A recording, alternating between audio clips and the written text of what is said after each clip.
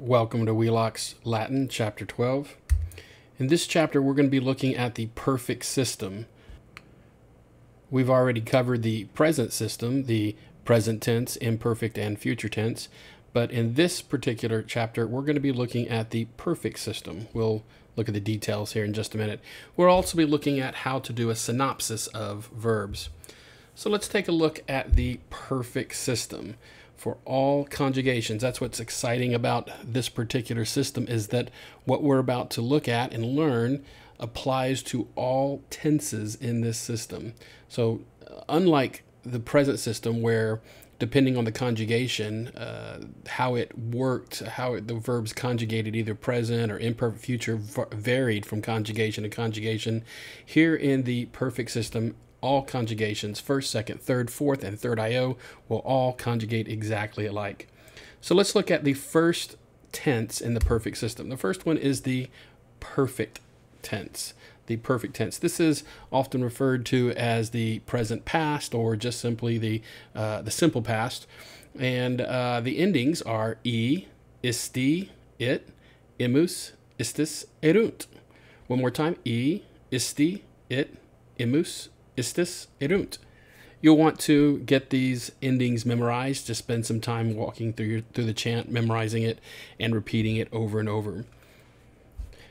Now, you should be able to see in these endings the remnants of the present tense endings that you've already learned. Now, first and second person, they're either not present or very hard to see, but you can certainly see third person singular has the T, O-S-T, and then in the plural, you got mustisint. Mustisint. It's added an I, an IS, and an ERU in the third person plural, but you should be able to see the present tense endings here, or the remnants of them. So, I, isti, it, imus, istis, erunt. Let's take a look at the pluperfect tense, and we'll explain what the pluperfect tense is in just a minute. But the pluperfect tense endings are essentially the imperfect form of the to-be verb sum esse. Aram, aras, arat, aramus, aratis, arant. You've already learned these. So if you have the imperfect form of sum esse still memorized, then you should be good to go. Your pluperfect endings, again, aram, aras, arat, aramus, aratis, arant. And we'll explain translation and what exactly pluperfect is in just a minute. Again, you can see the present tense endings here. M or O, ST, mustisint. All we're adding is the ERA in front of it. Again, the imperfect form of sum esse. What about the third tense of the perfect system? Well, that would be the future perfect tense. And this is ero, aris, arit, aremus, aritis, arent. This is essentially the future form of sum esse. Ero, aris, arit, aremus, aritis, arunt. Wait a minute, arunt. The future third person plural of sum is arunt. If you notice here, we don't have arunt. And the reason why we don't have arunt here is because arunt is actually already used in present tense, in perfect tense, third person plural. So the Romans had to figure out a different form, and so they just kept the I, E-R-I, and they ended up with arent. So nota bene, the future third plural of sum esse becomes arent rather than erunt, since erunt is already used in the perfect third plural. So again, ero, aris, arit, aremus, aritis, arent. You'll want to get these endings all memorized. And again, you should be able to see the present tense endings here fairly familiar. OST, mustisint. All we've done is add an ER or an ERI in front of those endings for the future perfect tense. Now, if you look at the chart with all three of these tenses together, here they are. Again, let's say them out loud. Feel free to say them out loud with me here. I, isti, it, imus, istis, erunt. Aram, aras, arat, aramus, aratis, arant. Future perfect. Ero, aris, arit, aremus, aritis, arent. So these are your perfect system endings for perfect, pluperfect, and future perfect. Now let's see about how we add these, how we conjugate these. And here are our paradigm verbs in first, second, third, fourth, and third IO. We have lado, ladari, ladawi, ladatum, monao, moneri, monui, monatum, ago, ageri, egi, actum, audeo, audiri, audivi, auditum, and capao, capere, capi, captum. Now, you can see I've got highlighted the second principal part, and it is from the second principal part that we conjugated in the present system. We did the present, imperfect, and future. However, for the perfect system, we're going to be using the third principal part. And what I want you to notice is that all of the third principal parts have the I ending, which is essentially the first person singular of the perfect tense. Ladawi, monui, egi, adewi, capi. So if you drop the I off of this form, you end up with the stem for the perfect system. And it's to the stem we will add all of our endings in order to conjugate in the perfect, pluperfect, and future perfect. Now, when we have the stem from the third principal part, it's to this that we will add the perfect endings in order to conjugate in the perfect tense. And again, when we take that third principal part, drop that I ending off, we end up with the stem, and it's to that we will add the pluperfect endings to conjugate in the pluperfect tense.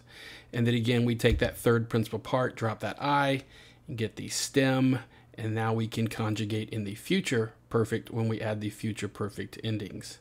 So this is how we were going to conjugate in the perfect system. Now, I'm going to show you a timeline that may help us to understand how these different tenses function on a timeline. Hopefully this will clear things up and not muddy the waters, but we'll see here. All right, so here's our timeline, and here's the present tense. It's action that's happening now. And in the past, if something happens and it's completed action, it is the perfect tense. This is action that has occurred in the past and is complete, therefore perfect. Now, we also have action in the past that's ongoing. This is the imperfect tense.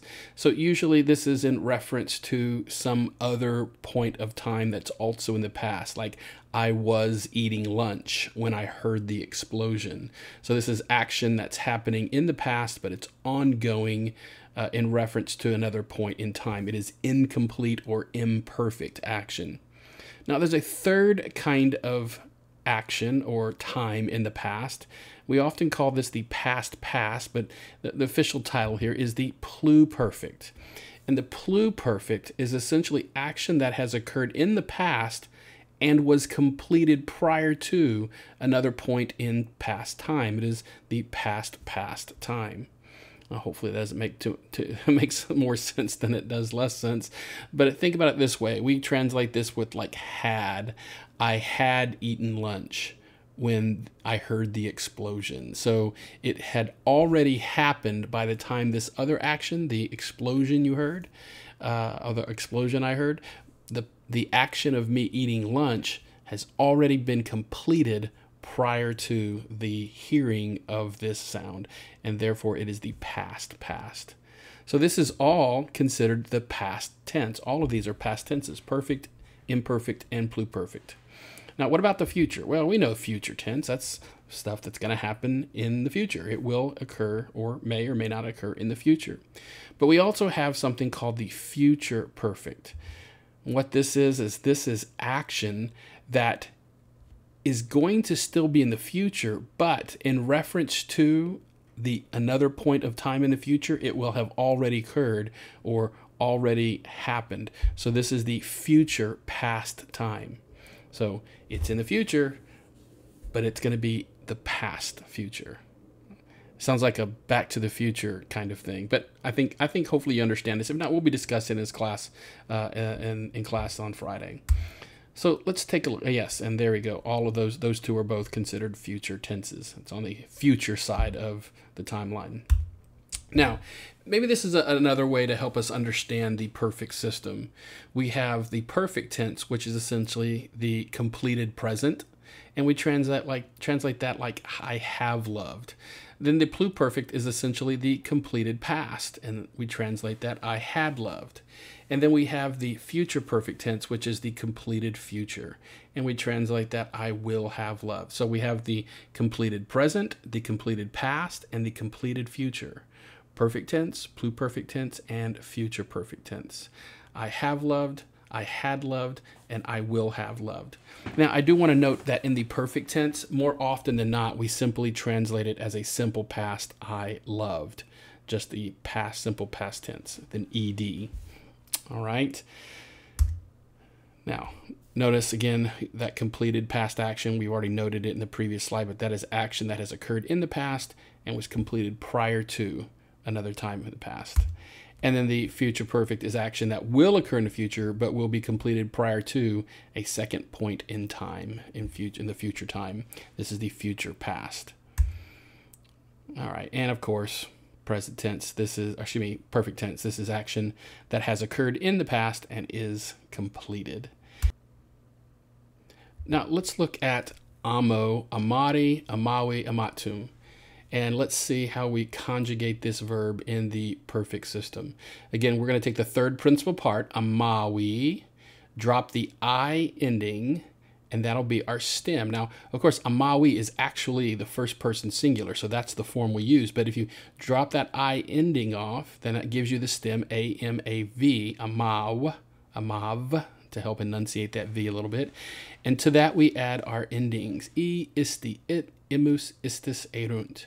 And you can see that stem A-M-A-V is carried all the way down. And in the pluperfect, again, that same stem, A-M-A-V, and we add the pluperfect endings. Aram, aras, arat, aramus, aratis, arant. We end up with amaweram, amaweras, amawerat, amaweramus, amaweratis, amawerant. And for the future perfect, again, the stem, A-M-A-V, and to that we add the future perfect endings, ero, eris, erit, eremus, eritis, erent, and we end up with amawero, amaweris, amawerit, amaweremus, amaweritis, amawerent. Now the translations for these all perfect tense is I loved, you loved, he loved, we loved, you loved, and they loved. Pluperfect, I had loved, you had loved, he, she, or it had loved, we had loved, you all had loved, and they had loved. For the future perfect, I will have loved, you will have loved, he will have loved, we will have loved, you all will have loved, and they will have loved. And again, what's great about the perfect system is that this is the same process can be used for all conjugations, first, second, third, fourth, and third IO. Here we're going to have the example of the paradigm verb audio, audiri, audivi, auditum. Again, you drop the I ending, and we end up with the stem, A-U-D-I-V. And to that, we add all of our endings, and we end up with audivi, audivisti, audiwit, audivimus, audivistis, audiverunt. I heard, you heard, he heard, we heard, you heard, they heard. Pluperfect, audiveram, audiveras, audiverat, audiveраmus, audiveratis, audiverant. I had heard, you had heard, he, she, it had heard, we had heard, you all had heard, they had heard. And future perfect, audivero, audiveris, audiverit, audiveremus, audiveritis, audiverent. I will have heard, you will have heard, he, she, it will have heard, we will have heard, you all will have heard, and they will have heard. So this is how you conjugate in the perfect system. I would practice these, spend some time doing various verbs from first, second, third, fourth, and third IO conjugations, but they're all going to be the same process. Now, one last thing we want to cover in this chapter is the synopsis. Now, this will be something helpful for you that as we continue to build our understanding of the various verb forms, we're going to have a lot of verb forms, and you just can't give all the forms at one time. So what we often do, here's a little summary of this here. Rather than conjugate a verb in its entirety, right now you've learned 36 forms. We have a lot to go. we may ask you occasionally to give a synopsis. And what that is an abbreviated form where you give only the forms for a specific person, like first, second, or third, and then either singular or plural. Let me give a sample. Right now, you have learned, here's the paradigm verb audire, audiri. You learned all of these forms. Look, present system. You got present, audio, audis, audit, audimus, auditus, audiunt, excuse me. Imperfect, audiabam, audiabas, audiabat, audiabamus, audiabatus, audiabant. Future, audiam, audies, audiet, audiemus, audietis, audient. And we've just learned the perfect system, audivi, audivisti, etc. I'm not going to say all of those, pluperfect and future perfect. Right now that's 36 forms, and that's a lot to write out at one time. But I may ask you instead to do a synopsis, which is the abbreviated form. Here's an example. If I tell you to do a second person singular synopsis of audio, well, all you have to do is give me second person singular of present, imperfect, and future. Perfect, pluperfect, and future perfect. So what you end up with is audis, audiabas, audies, audivisti, audiviras, audiviris. And as another example, if I say, hey, give me the synopsis for third person plural for audio, well, then you would give me audiunt, audiabant, audiint, audiverunt, audiverant, audiverent. And that is a synopsis, a much abbreviated form. And if you know this form, then you should know, for instance, if you know audiunt, then you probably know all of the present forms. And if you know audiabant, you probably know all the imperfect forms, etc. So that's a synopsis, and I think you'll appreciate doing this instead of writing out all the forms as we continue to build. All right, don't forget to study your vocabulary. We'll have a vocabulary quiz later this next week. Y'all have a great day.